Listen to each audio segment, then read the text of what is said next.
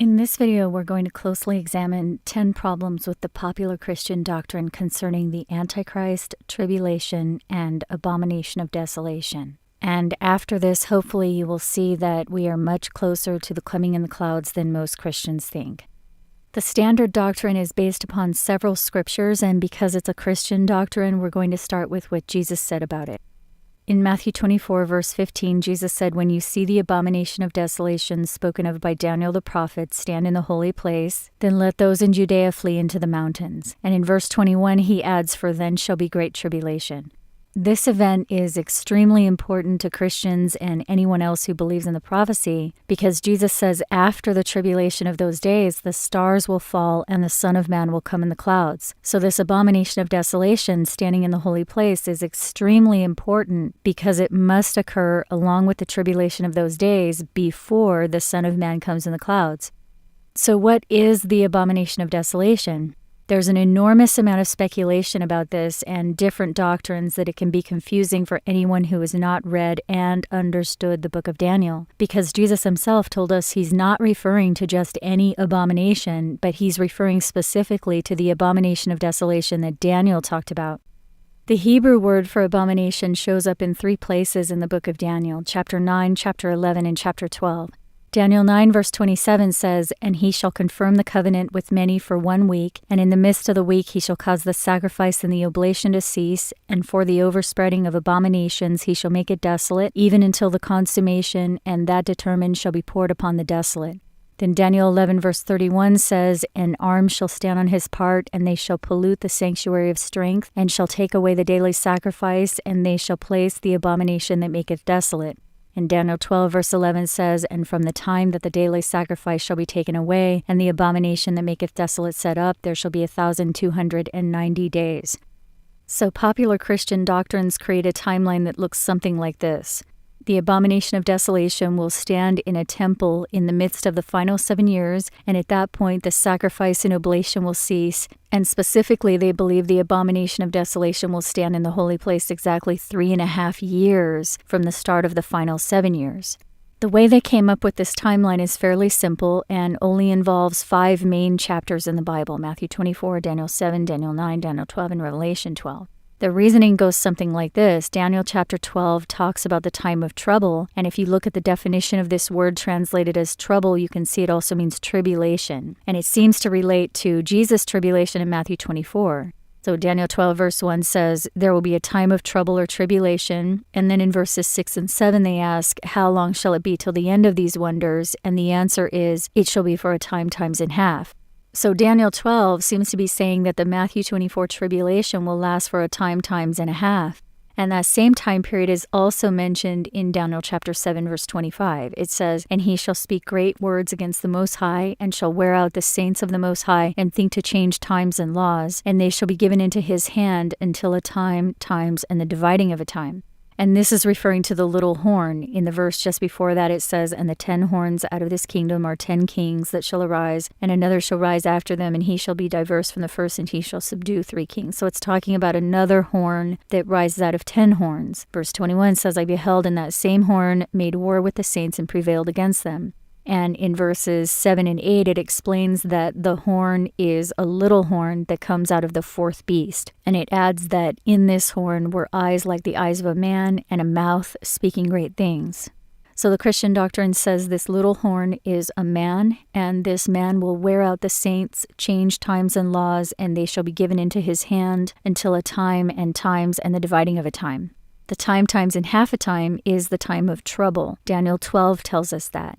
And Daniel 7 says the saints will be given into the hand of the little horn during that time. But the time, times, and half a time is also mentioned in Revelation chapter 12, verse 14. It says, "And to the woman were given 2 wings of a great eagle, that she might fly into the wilderness, into her place, where she is nourished for a time, times, and half a time from the face of the serpent." So the Christian doctrine says the woman will fly at the start of that time, times, and half a time, and that is the time of trouble when the little horn is standing in the sanctuary.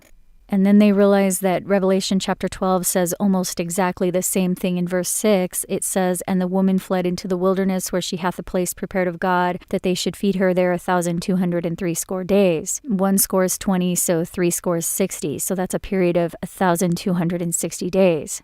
So at first glance, that seems to be the answer as to how long the time times in half a time is. The woman flees at the start of a period of 1,260 days, and that seems at first glance to be equal to a time times in half a time. So it seems to say the saints will be given into the hand of the little horn for a time times in half a time, which is equal to 1,260 days, and that is the tribulation period Jesus spoke of. Then they realize that 1,260 days literally equals 3.5 years, and 3.5 years is exactly half of the final 7 years in Daniel 9. So that seems to make sense. A covenant will be signed at the start of a 7-year period. Then in the midst of that 7-year period, exactly 3.5 years later, the man who represents the little horn will stand in the sanctuary, the holy place, and the sacrifice and oblation will be taken away, and the final 3.5-year time of trouble will start, which represents the Great Tribulation. So at first glance, all of that may seem to fit together perfectly. However, as I said before, there are at least 10 problems with their theory that we're going to go over right now. The first problem is Daniel 12 says that from the time the daily sacrifice is taken away and the abomination of desolation set up, there shall be 1,290 days, not 1,260 days. So if their timeline is right, and the sacrifice is taken away at the same time the abomination of desolation is set up, exactly 3.5 years after the start of the final 7 years, then the 1,290 days would run parallel to the final 1,260 days, except they would exceed what should represent the end of the 70th week. So some might say it's just a small amount of time, only 30 days, and not a big deal. But that's just the first problem with their timeline, not the biggest problem. The second problem, and the biggest problem that I can see, is that they completely disregard the exact timeline of events given in Daniel chapter 11. They started out right, going to the book of Daniel, just like Jesus said, to find what Daniel said about the abomination of desolation. But then they were sidetracked so much by chapter 9, chapter 12, chapter 7, and chapter 8 that they completely ignored chapter 11. Chapter 11 is extremely important because it tells us exactly what the abomination of desolation was and when exactly it was placed. The standard doctrine uses verse 31 of chapter 11, but they don't consider it in the context of the whole chapter. And even if they were to think the chapter 11 timeline of events spans over 2,500 years, that would mean 2,500 years would occur between verses 1 through 31, because the abomination occurs in verse 31. But verses 31 through 45, they say, are simultaneous, because verse 45 is when the Antichrist supposedly sits in the temple. Well, it's illogical that verses 1 through 31 span over 2,500 years, but verses 31 through 45 happen simultaneously. The first two events in Daniel 11 are very clear, and there are only 10 kings between the two events. And that pattern is consistent throughout the chapter, which is much more logical. Gabriel is very logical. Chapter 11 starts out with King Darius, who ruled from 550 to 486 BC. It starts at Darius and explains all the events over generations in detail that will occur between the persons who represent the king of the north and the king of the south until verse 31 when the abomination of desolation is set up. Jesus said this abomination of desolation that will stand in the holy place at the time of the tribulation is the very abomination of desolation that Daniel talked about, and that includes the detailed timeline in chapter 11. But the majority of the Christian doctrines either ignore or cannot explain Daniel 11. That's the second problem with their doctrine, and it's the biggest problem in my opinion, because you can be led astray into almost any area if you cannot fit the abomination of desolation into the Daniel 11 timeline. So those are the first two problems with their doctrine. Now the third. For those of us who read the English translations of the book of Daniel, we know there are hundreds of translations and they all give slightly varying details. So if we want to know the truth about this book, we must refer to the original language that this was written in. And that's not difficult in this day and age because there are Bible concordances that tell us the original words and their meanings. For example, the word that was translated as abomination in the book of Daniel is Strong's number 8251 in all three chapters. In Daniel 9, abomination is word 8251. In Daniel 11, abomination is word 8251. And in Daniel 12, the word abomination was translated from word 8251. The original Hebrew word is shekutz, and it means detestable thing or idol, abominable thing, abomination, idol, or detested thing. It's been translated in the Old Testament 20 times as abomination. It was translated 5 times as detestable things. It was translated once as detestable, one more time as abominable filth, and one other time as abominable idols. Nowhere in the definition of this word does it say abominable man or abominable person. This word does not refer to a person, it refers to a thing or an idol. So that's the third problem with the standard doctrine. They believe Daniel's abomination is a person, but the original Hebrew word for abomination does not refer to a person. It refers to an idol or a thing. The next problem with the standard doctrine is that it ignores 2 major differences between the events in Daniel 9 and the events in Daniel 11 and 12. The first difference is the word translated as sacrifice. Notice in the King James translation, Daniel 9:27 says that in the midst of the week he shall cause the sacrifice and the oblation to cease. But in Daniel 11 it uses the phrase daily sacrifice. It says they shall take away the daily sacrifice. And in Daniel 12 it also uses the phrase daily sacrifice. It says, and from the time the daily sacrifice shall be taken away. This is also the phrase used in Daniel 8. There came forth a little horn, and by him the daily sacrifice was taken away. So in the English translation, this may not seem like a big deal, just the word sacrifice in Daniel 9 versus daily sacrifice in Daniel 8, 11, and 12. But actually it is a big deal because in the Hebrew, they are totally different words, and one of the words doesn't refer to a sacrifice at all. In Daniel 9, the original Hebrew word translated as sacrifice is Strong's number 2077, which is the word zabak. And you can see this word does refer to either the sacrifice of a dead animal or the Passover or a general thank offering. But in both Daniel 8, Daniel 11, and Daniel 12, the original Hebrew word translated as daily sacrifice is Strong's number 8548. And the word 8548 is the word tamid. And the definition of this word here does not even mention a sacrifice. It means continuity, perpetuity, to stretch, continually, continuously, or continuity. It was translated in the Bible 53 times as continually, 26 times as continual, 7 times as daily, 6 times as always, 4 times as always, 3 times as ever, 2 times as perpetual, once as continual employment, once as evermore, and one other time as never. It was never translated as the word sacrifice because the word does not refer to a sacrifice. So unfortunately, the Christian doctrine is based partially on a mistranslation of Daniel 8, 11, and 12. That's the fourth problem. The word in Daniel 8, 11, and 12 translated as daily sacrifice does not refer to a sacrifice at all. The only translation I found that acknowledges that at least somewhat is the Young's literal translation. At least they put the word sacrifice into brackets in both Daniel 8, Daniel 11, and Daniel 12. So at least they acknowledge that the word sacrifice is in question. But what you can see for yourself is that the original word for sacrifice is not anywhere in those verses in Daniel 8, 11, or 12. It's only in Daniel 9. There's another difference between Daniel 9 and Daniel 11 and 12. Both Daniel 11 and 12 say the abomination that maketh desolate will be placed or set up. But in Daniel 9, it says, for the overspreading of abominations he shall make it desolate. There are 2 important points here. In Daniel 9, it's the overspreading of abominations, which means there's more than one abomination. There are many abominations at that time. But in both Daniel 11 and 12, it refers to one specific abomination. The second point is that Daniel 11 and 12 say that a specific abomination of desolation will be placed or set up. Notice Daniel 9 doesn't say anything about anything being placed or set up. So standard Christian doctrine is making an assumption that Daniel 9 is referring to the placement of one specific abomination in the midst of the week, when the reality is Daniel 9 does not say that one specific abomination will be placed or set up. It says there will be an overspreading of abominations at that point, not just one idol, but many idols. And it says a desolation will occur because of that overspreading of idols. So the fourth and fifth problems bring to light the ignored differences in Daniel 8, 9, 11, and 12 that make it clear that Daniel 9, the midst of the final week, is referring to a different event than Daniel 11 and 12. First, the sacrifice in Daniel 9 is totally different from the daily in Daniel 11 and 12. It's a different word, and the daily doesn't even refer to a sacrifice.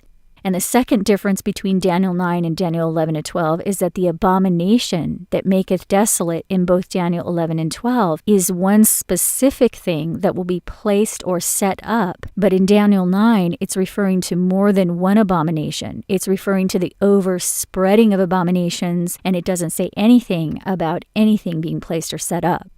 So if one's argument is that the book of Daniel says the abomination of desolation will be set up in the midst of the week, then that is false. The book of Daniel does not say that. It indicates that might be the case, but it does not explicitly say that. And I think it's very important that we recognize the difference between what the text actually says and what it might be indicating. Because over centuries, some of the ideas and interpretations become doctrine as though they were written in stone. And the truth is, some of these doctrines are not and were never written in stone. So I'm not attacking anyone over this. I think it's a great hypothesis. I think it was a great timeline in its day. However, it has flaws. And if we want to find the truth, we need to recognize those flaws. And especially if Daniel 9 is being fulfilled right in front of us and no one notices because they're stuck in one false interpretation. There are different ways these timelines can play out without changing what the text says, but it's clear that in the midst of Daniel's final week, there will be an overspreading of abominations or idols, not just one. And Daniel 9 indicates that overspreading is the reason the city and the sanctuary will be made desolate. The sixth problem is that many Christians believe the man of sin in 2 Thessalonians is the abomination of desolation, but that's not the case. 2 Thessalonians 2 is talking about the return of Christ, and it says in verses 3 and 4, "Let no man deceive you by any means, for that day shall not come, except there come a falling away first, and that man of sin be revealed, the son of perdition, who opposeth and exalteth himself above all that is called God, or that is worshipped, so that he is God, sitteth in the temple of God, showing himself that he is God." But notice it says here that the man of sin, the son of perdition, will sit in the temple of God. Jesus said the abomination of desolation will stand in the holy place. Even Mark 13 says the abomination of desolation will be standing where it ought not. The word translated as stand is the Greek word histemi, which can also mean stand, set, or place, but it does not mean sit. The word histemi was used in both Matthew 24 and Mark 13, the only scriptures Jesus himself spoke about the abomination of desolation, and he said it will stand in the holy place. In 2 Thessalonians, the word used is kathizo, which primarily means sit. The man of sin who sat in the temple as God was the Pope. For example, in 1512, Pope Julius II was declared another god upon the earth, and in 1890, Pope Leo XII declared that the Pope holds the position of God Almighty on earth. And Pope Leo specifically made this statement while sitting in the Vatican Temple. The word for temple in 2 Thessalonians 2:4 actually includes heathen temples. So the man of sin sitting in the temple declaring himself God already occurred. Jesus did not say that would occur in the midst of the final week, and neither did Daniel. Jesus said the abomination of desolation will stand in the holy place and referred us not to Paul, but to Daniel, who said the abomination of desolation is not a person, but a thing that will be placed or set up. So that's the sixth problem with the standard doctrine. The man of sin in 2 Thessalonians is not the abomination of desolation. The man of sin refers to the position of the Pope, and this leads us into the seventh problem with their doctrine, because the Pope is identified in Revelation 13 as the Lamb who speaks like a dragon. But it's clear this person represents a separate beast altogether from the beast with 7 heads and 10 horns.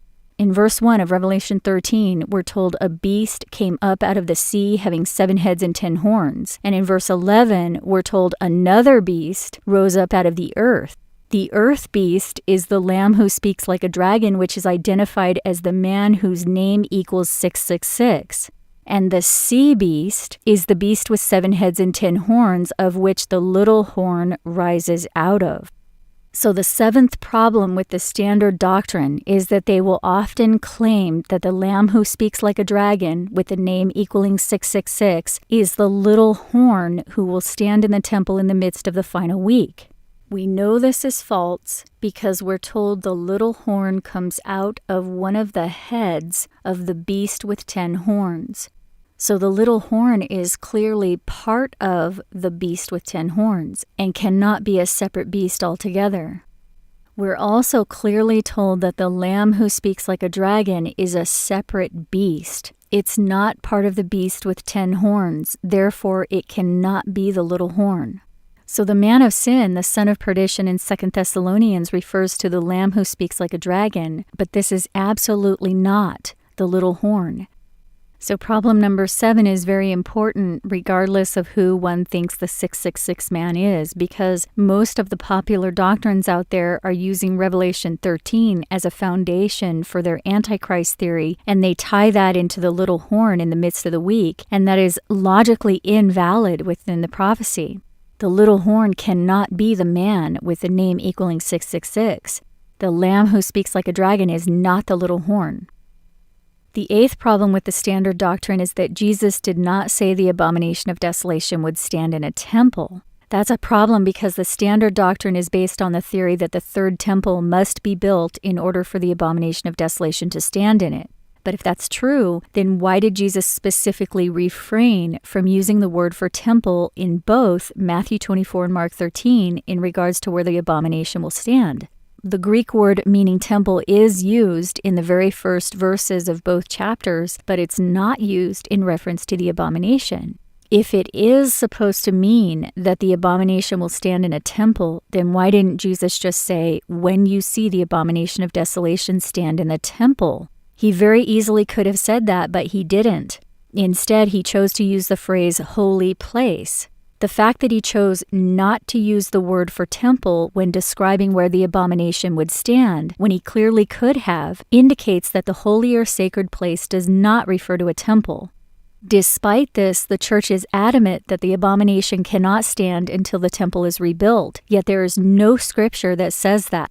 Ezekiel speaks about a temple that will be built after the Lord returns to the earth, but that occurs after the beast is totally dead in the prophecy. Jeremiah indicated the temple doctrine is a lie when he said, "Trust ye not in lying words, saying, the temple of the Lord, the temple of the Lord, the temple of the Lord." Paul himself said the Lord will send a strong delusion that they should believe a lie. The very definition of the word delusion means a false belief held despite strong evidence against it. We've been looking at the evidence for years that some of the strongest held convictions of the mainstream Christian churches are actually delusions. It's okay if you think something is true because you lack the information that proves it false. But when millions of people viciously defend something that has been proven wrong by their own holy book, that's a serious problem. Their theories are not being proven wrong by some book they don't even read. Their theories are proven wrong by the only book that they trust.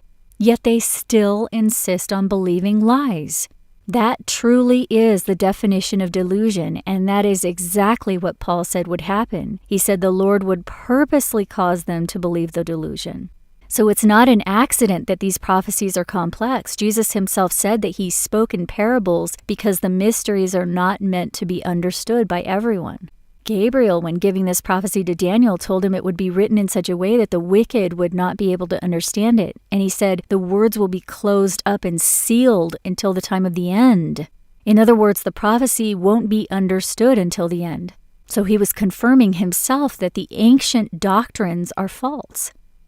I hope if you're finding this for the first time that you will at least consider the facts that the Bible presents and realize that it's not what the Christian churches are teaching. The 9th problem with the standard doctrine is more elusive than the others because the first thing one realizes when studying this prophecy is that the time of trouble in Daniel 12 is the tribulation that Jesus mentioned in Matthew 24. A time of trouble such as never was before, a time of tribulation such as never was before. I thought this myself, but after studying this prophecy every single day for years, you will find that the time of trouble cannot possibly be the tribulation Jesus referred to. It has to be a time of trouble immediately after the tribulation. Here's why. We know the time times in half a time is the length of the time of trouble in Daniel 12. During that time, we're told the saints are in the hand of the little horn. The little horn comes out of the 4th beast in Daniel, and that 4th beast represents a 4th empire that will be destroyed by a stone in Daniel 2, which is a fiery stream in Daniel 7.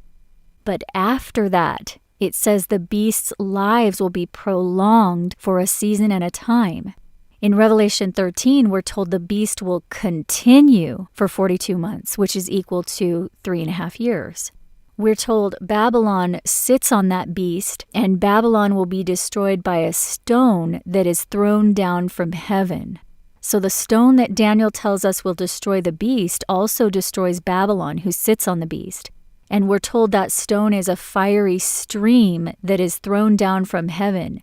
And in Revelation 8, we're told the star that falls from heaven is also burning.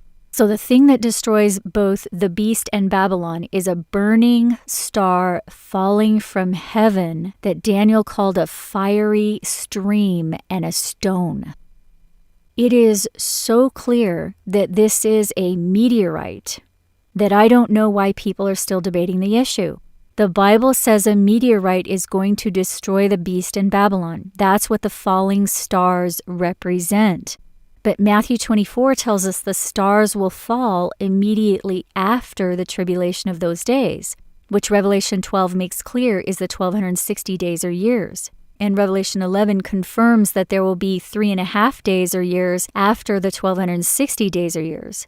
So if you believe the 3.5 years is the time times in half a time, which most of the Christians do, that means the time times in half a time, or the time of trouble, actually occurs after the tribulation of the days. So let's look at their timeline again. They believe the time times in half a time is the Great Tribulation and will start 3.5 years after the final 7 years begin and end exactly at the end of the 70th week of Daniel. But that cannot be, because we're told the beast's lives are prolonged after the stone hits, and the stone doesn't hit until after the tribulation. If the tribulation is finished at the end of sins altogether, then why are the beasts still alive? It doesn't make sense. So that's the 9th problem with the standard doctrine. The time of trouble in Daniel 12 actually cannot be the tribulation of the days in Matthew 24. It's a tribulation, yes, but not the specific tribulation of the days that Jesus referred to. We're told the time of trouble will occur after the tribulation of the days. It's the time period that the beast's lives are prolonged after the meteorite hits. Revelation 12 confirms that as well when it says the woman flies away at the start of the time times in half a time. And that time times in half a time is when the dragon makes war with the remnant. But the timeline in Revelation 12 also shows that the time times in half a time occur after the 1260 days or years. The woman in Revelation 12 represents 2 different groups of people over time, just like the king of the north in Daniel 11. It's a timeline in Revelation 12. So we'll add that timeline in Revelation 12 to the 9th problem. We have a very clear confirmation in both Revelation 11 and 12 that the time times in half, the 3.5 day or year time of trouble, occurs after the 1260 day or year tribulation. And we also see that is what we're told in the Daniel timeline and the timeline Jesus gave as well. And that leads into the 10th problem with the standard doctrine. Christian leaders acknowledge that Revelation 12 goes right along with Daniel 12 because it mentions the time times in half a time that Daniel 12 says is the length of the time of trouble. They believe it's equal to 1260 days or 3.5 years because Revelation 12 verse 6 indicates at first glance that it is. However, they completely disregard the sign that Revelation 12 tells us must occur before that 1260 days can start. Jesus said, once we see the abomination of desolation stand in the holy place, those in Judea will flee into the mountains, and then shall be great tribulation. Revelation 12 tells us a sign will occur in the heavens, then the woman will flee into the wilderness for 1260 days. So the Christian doctrine agrees that the 1260 days in Revelation 12 is the tribulation of days that Jesus referred to, but they ignore the fact that a very specific heavenly sign must precede that tribulation. So that's the 10th problem with the standard Christian doctrine. They do not even acknowledge that the heavenly sign must occur before the tribulation. They don't even talk about it in church because they think it hasn't happened yet, but it has. So let's go back to the 70 weeks of Daniel. If Daniel 9 is not saying that the abomination of Daniel 11 and 12 will stand in the midst of the 70th week, then what does it say will occur in the midst of the week? It says he, in other words, either the one called Messiah or the prince that shall come, will cause the sacrifice and the oblation to cease, and because of the overspreading of abominations, he shall make it desolate. It also says, and the end thereof shall be by a flood. And that flood is mentioned in Revelation 12 as well. It occurs at the start of the time times in half a time. In other words, the flood occurs at the start of the time of trouble. So this is another confirmation that the time of trouble starts after the 1260 years of tribulation, because we're told the stone from heaven is going to hit the sea of Babylon, and that occurs at the end of the tribulation of the days. So that stone hitting the sea would cause a tsunami, which could be the flood. And now Daniel 9 indicates the flood occurs within the 7-year week. So not only is the flood after the 1260 years and at the start of the final 3.5 years, but Daniel 9 indicates it is possibly within the 7 years. So this is the true timeline we're given in Daniel 11 and 12. The flood in the midst of the week in Daniel 9 may or may not refer to the stone that will hit the Sea of Babylon. That's why it's a question mark here, because it hasn't happened yet, so we can't be sure. But the texts do indicate that at this point. But notice that Daniel 12 does not say that the 1290 days occur within the time of trouble. Nowhere does it say that. That was an assumption made by the church doctrine, and we can see now that it's not valid. Again, it's important for us to be clear about what is explicitly stated in the text and what is just indicated, because over time these ideas can become doctrine. The text does not explicitly say that the 1290 days occur within the time of trouble. The ceasing of the sacrifice and the overspreading of abominations and the desolation in Daniel 9 that occur in the midst of the final week are not the same events discussed in Daniel 11 and 12. The king of the north takes away the daily, and the king of the north also places the abomination. But in Daniel 11, the king of the north represents many different individuals. Therefore, when Gabriel said, there will be 1290 days from the time the daily is taken away and the abomination set up, he was most likely being very specific. He was giving us both the start date and the end date. The start was the first taking away of the daily by the first king of the north, the king of Babylon, Nebuchadnezzar, and the end of the 1290 days was the king of the north represented by the Pope, the second beast of Revelation. We're told days also represent years, so this 1290-day period equals 1290 years. That is absolutely clear in Daniel chapter 11. It gives us all the details of the events from Darius to the Pope in 685. Everything in Gabriel's timeline is specific, so it doesn't make sense that he would give us the starting event of the 1290 days but not specify what's going to happen at the end of that. It's more logical that he was giving us the start event and the end event. And again, this 1290 days cannot occur during the second half of the 7 years in Daniel, because that would exceed the time allotted. So this is the timeline as it has already played out, exactly as written. The tribulation of the days, we're told, start after that abomination is placed, but that sign in heaven has to occur also before that tribulation can start, and it did. Within that tribulation of 1260 years, the man of sin with the name equaling 666 sat in the temple and declared himself God. But remember, the text is clear. That is not the little horn. That is certain. It's not an indication. It is an absolute certainty that the 666 man is not the little horn. So that already happened. It was documented in the 1800s. Then we're told the stars will fall and the elect will be gathered immediately after that tribulation of 1260 years.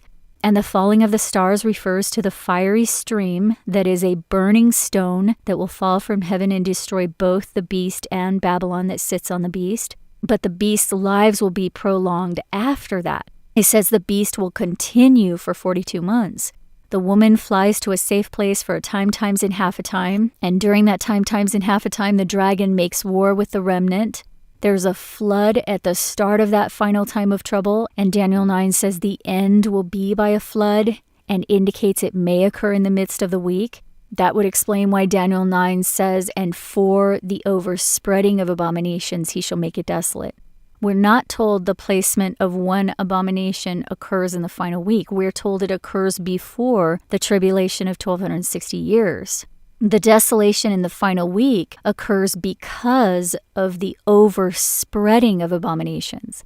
The idols have been overspread by that point, long after the first one was placed. It's an overspreading by the end of the 1260 years. The 7 years in Daniel are not the tribulation. It does not say that anywhere. I know that's hard to accept when you've been programmed otherwise, but the texts do not explicitly say that. It was only speculation, and the timeline did not play out that way. What this boils down to is that we are literally reaching the end of the tribulation of the days right now, despite the fact that most Christians think we haven't even entered the final week yet.